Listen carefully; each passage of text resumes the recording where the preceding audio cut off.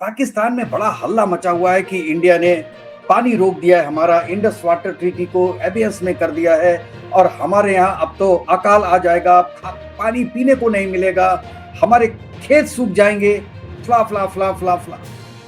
तो आज हम बात करेंगे कि जो इसके बारे में एक सेमिनार हुआ 30 तारीख को कराची में, उसमें कौन कौन बोला, क्या बोला, और दूसरा कि क्या भारत कभी भी पाकिस्तान का पूरा पानी रोक सकता है, कभी भी 100%। और तीसरा कि जो ये ट्रीटी थी उसमें 80% पानी पाकिस्तान को दिया गया, तो क्या ये उलट सकता था कि 80% पानी इंडिया को मिलता, 20% पानी पाकिस्तान को मिलता? पॉपुलेशन के हिसाब से ये पॉसिबल था क्या? तो चलिए दोस्तों, शुरू करते हैं शुरू से। सबसे पहले ये दो लाइन में समझते हैं कि ये ट्रीटी है क्या। जो इंडस वाटर ट्रीटी है, ये देखिए 1960 में साइन हुई थी, ठीक है ना। किसके किसके बीच में साइन हुई थी? इंडिया और पाकिस्तान के बीच में। और यह कहा गया था कि भाई 6 रिवर्स निकलती हैं इंडस वैली, जो इंडस रिवर है वो 6 भागों में है। तो उसमें क्या है कि रावी, व्यास और सतलुज ये ईस्टर्न रिवर्स हैं और ये पूरी पूरी इंडिया में जाएगी, और 3 जो हैं वो इंडस, झेलम और चेनाब ये वेस्टर्न रिवर्स हैं, ये पाकिस्तान को दी जाएगी। अब ये टोटल मिला के अगर आप पानी देखेंगे इनका, तो उसमें 80% पाकिस्तान को जा रहा है और 20% इंडिया को आ रहा है। क्यों? क्योंकि इंडस, झेलम और चेनाब बहुत हैवी है, उनमें पानी बहुत ज्यादा है। और जब ये संधि हुई थी उस वक्त कोई ऐसी टेक्निक नहीं बनी थी जिससे कि पानी डाइवर्ट किया जा सके। इतना स्ट्रॉन्ग पानी जिसका फ्लो इतना ज्यादा है, उसको आप बाईपास कर दो या डाइवर्ट कर दो, वो टेक्निक अवेलेबल नहीं थी। इसलिए उस वक्त के हिसाब से ये संधि ठीक थी, क्योंकि और कोई रास्ता था नहीं। और इंडिया को क्या मिला था? 3 रिवर 100% यूज के लिए। उसके बाद आप इंडस, झेलम और चेनाब में डैम बना सकते हैं और आप उसके अंदर डैम मिला के इलेक्ट्रिसिटी पैदा कर सकते हैं, और उसके बाद थोड़ा पानी रोक के बाकी ये पानी आप छोड़ सकते हैं पाकिस्तान। अब देखिए यहां पे कहानी क्या होती है। पानी 80% पाकिस्तान में जा रहा है और 80% का 80% वेस्ट हो जा रहा है, वो समुद्र में जा रहा है। मतलब पाकिस्तान को जितना पानी मिल रहा है उतना ही वो यूज नहीं कर पा रहा है। तो कह रहा है कि पानी की कमी हो गई। पानी कमी कहां हो गई? तुम यूज नहीं कर पा रहे, तुम्हारे पास डैम नहीं है, तुम्हारे पास स्टोरेज फैसिलिटी नहीं है, इसलिए तुम रोक नहीं पा रहे। इंडिया पानी कम छोड़े ज्यादा छोड़े, उससे तुमको क्या फर्क पैदा है? तुम्हारे पास जितनी क्वांटिटी आ रही है उतनी रोक दो, तुम्हारा बराबर हो जाएगा। तो एक तो बात ही हो गई। अब आपको कहानी पता चल गई कि इंडस वाटर क्या है। 6 दरिया थे, 6 दरिया में से 3 इंडिया के पास, 3 पाकिस्तान के पास, फ्ला फ्ला फ्ला 80% पानी वेस्ट जाता है पाकिस्तान। अब कहानी ऐसी बनाई जा रही है कि इंडिया ने पानी रोक दिया। इंडिया के पास अगले 5 साल तक ये कोई भी साधन नहीं है कि इंडिया पानी रोक सके पाकिस्तान का। थोड़ा बहुत पानी 5% डाइवर्ट कर सकता है, और 5% वो वही पानी है जो पाकिस्तान का वेस्ट जाता है। 80% का 5% वो डाइवर्ट कर सकता है इंडिया, और अभी कुछ नहीं कर सकता। तो अभी से कैसे वहां पे अकाल पड़ गया, इसका कोई औचित्य नहीं है। हाँ, इंडिया ये कर सकता है कि जो पानी छोड़ने के पहले, क्योंकि इंडिया अपर स्ट्रीम में है, पानी इंडिया से नीचे जाता है पाकिस्तान के अंदर, तो फ्लो जो कंट्रोल करता है वो इंडिया करता है, पाकिस्तान नहीं करता। तो हाँ, इंडिया ने अब बिना बताए छोड़ना शुरू कर दिया, बिना बताए रोकना शुरू कर दिया। बताते होंगे वैसे, लेकिन ऑफिशियली इन्फॉर्म नहीं करते। और दूसरी सबसे बड़ी बात है कि जो पहले हर वीक मीटिंग्स होती थी वो मीटिंग नहीं होती। इसके अलावा इंडिया ने अभी कोई चेंज नहीं किया और वहां पे अकाल पड़ गया पाकिस्तान। इसके बारे में साहब एक मीटिंग बुलाई गई। इसे कहते हैं, जो आपकी जो मीटिंग थी, international seminar on Indus water treaty. और उसमें जो पाकिस्तान के लोग अंग्रेजी बोलना चाहते हैं उन्होंने आके इंग्लिश बोली। जैसे इशाक डार, मुज्दाक मलिक जो इनके क्लाइमेट मिनिस्टर है, अताउल्ला तारर कम्युनिकेशन मिनिस्टर है, हिना रब्बानी खर इनकी पहली की आप वो थी फॉरेन सेक्रेटरी, फॉरेन मिनिस्टर शायद। उसके बाद बिलावल भुट्टो, इन लोगों ने आके पूरा बोला और कहा जी हम अब भर भर के हिंदुस्तान को गालियां दी। ऑपरेशन सिंदूर भी ले आए कि हम तो जीत गए, हम तो ये कर दिया, हम तो वो कर दिया। उसमें से जो एक बंदा, मैं आपको थोड़ा वीडियो जिसका मैंने लगाया भी है उसका आप सुनिए।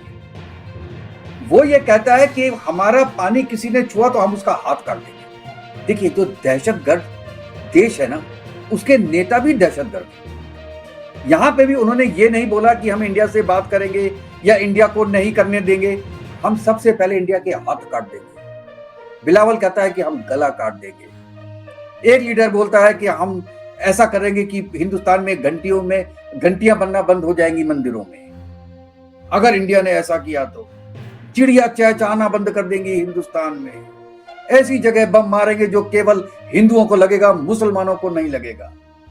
ये सब लेवल पे आके, छिछोरे लेवल पे आके बात कर रहे हैं। पहले ये देखिए कि ये बंदा बोलता क्या है। ये, इसका नाम है मुस्तादिक मलिक, इसकी पूरी फैमिली है बाहर, पाकिस्तान में इसका कोई नहीं है, अकेले आया है मिनिस्ट्री लेने के लिए, मिनिस्ट्री लेके वापस चला जाएगा। अब केवल उसका शुरू में सुनिए। तो ऐलान कर चुके हैं कि जो हमारे पानी पे हाथ डालेगा हम वो हाथ ही काट देंगे। और सिर्फ ऐलान नहीं कर चुके, 2 मरतबा 1-1.5 साल में दिखा चुके हैं कि अगर किसी ने हाथ डाला तो हम हाथ काट देंगे। लेकिन सवाल इंसाफ का भी तो है, हम तो अपने आप को बचा लेंगे। हमारी तो जो अफवाज हैं उन्होंने 2 मरतबा सीसा पिलाई दीवार बनकर खड़े हो गए और दोनों मरतबा उन्होंने दिखाया कि चलिए, साथ में हिंदुस्तान को गालियां देने के साथ इन्होंने अपनी फौज की चमचागिरी भी कर दी, बूट पॉलिश भी कर दी कि भाई साहब 2 साल में उन्होंने बहुत बड़ी जीत दिला दी है इसको, तो इंडिया से तो हम लड़ लेंगे। अरे जब तुम इंडिया से लड़ लोगे तो बोल किस बात के रहे हो? आओ हाथ काटो, बम मारना है मारो, चैलेंज करते हैं हम आसिम मुनीर को, आओ लड़ो। आप देखिए दोस्तों, एक बात समझने की कोशिश कीजिए। 1960 में जब ये संधि हुई थी इंडिया और पाकिस्तान के बीच में, इतना तो आपको पता है, ये जो ट्रीटी हुई थी ये हुई थी पीस के बेसिस पे कि यार ये संधि कर लेते हैं, उसके बाद शांति होगी, कोई आतंकवादी घटनाएं हिंदुस्तान में नहीं होगी, और ये दोनों पार्टी ने माना था। इसके बेसिस पे इंडिया ने किया था। अब क्या उसके बाद इंडिया में शांति आई? 60 में हुआ था, 65 में ऑपरेशन गिब्राल्टर हो गया, फिर ऑपरेशन ग्रैंड स्लैम कर दिया पाकिस्तान ने, उसके बाद 71 की वॉर आ गई।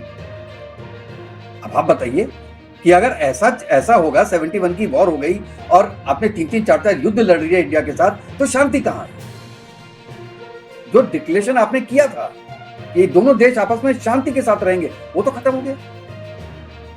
अच्छा, आप संधि की बात करते हैं कि आप कोई तोड़ नहीं सकता है, उसमें यूएन है, उसमें वर्ल्ड बैंक है, फलाना ढिमाका सब बात करते हैं आप। कश्मीर समझौता आपने किया था, उसका क्या किया?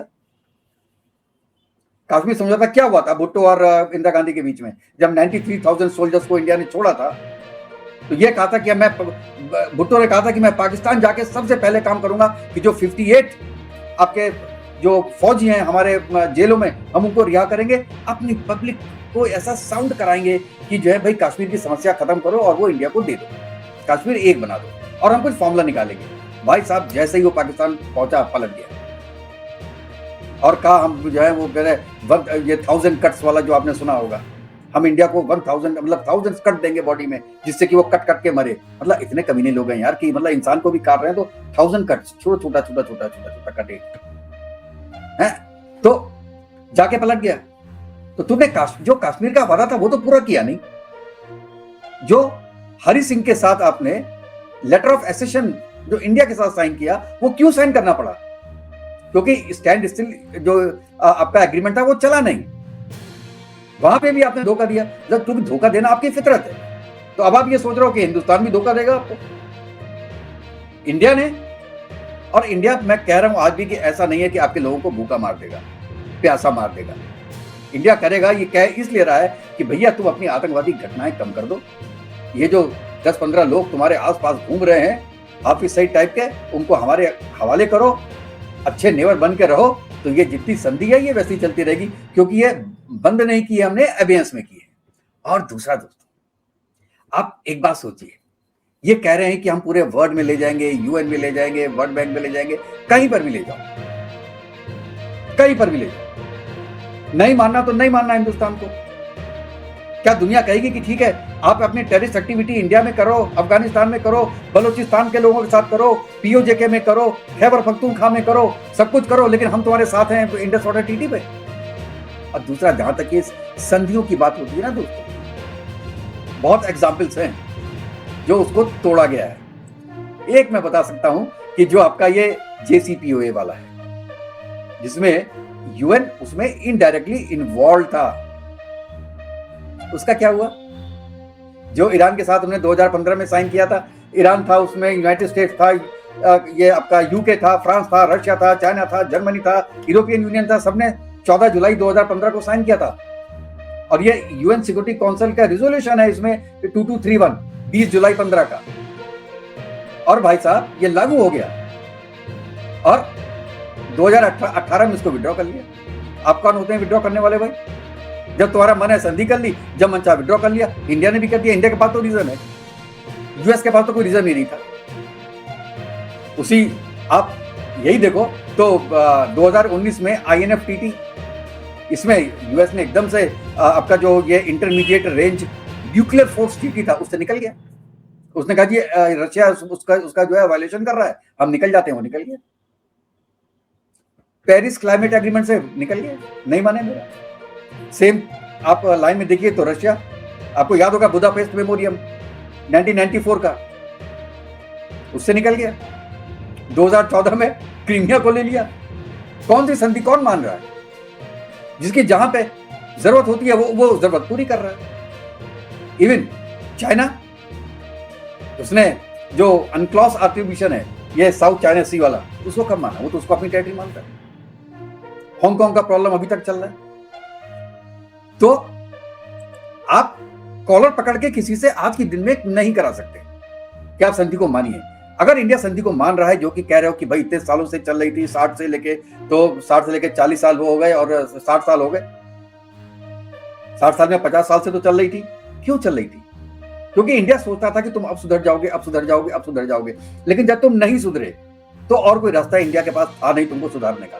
तुम्हारे पास जब किल्लतें होंगी, जो कि शायद आज के दिन में इतनी नहीं होगी, आज के दिन में जो किल्लतें हैं वो तुम्हारी है ग्लेशियर के चक्कर में। जब ग्लेशियर ही पिघल रहा है, पानी की क्वांटिटी ही कम हो रही है, तो तुम्हारे पास भी कम जाएगी।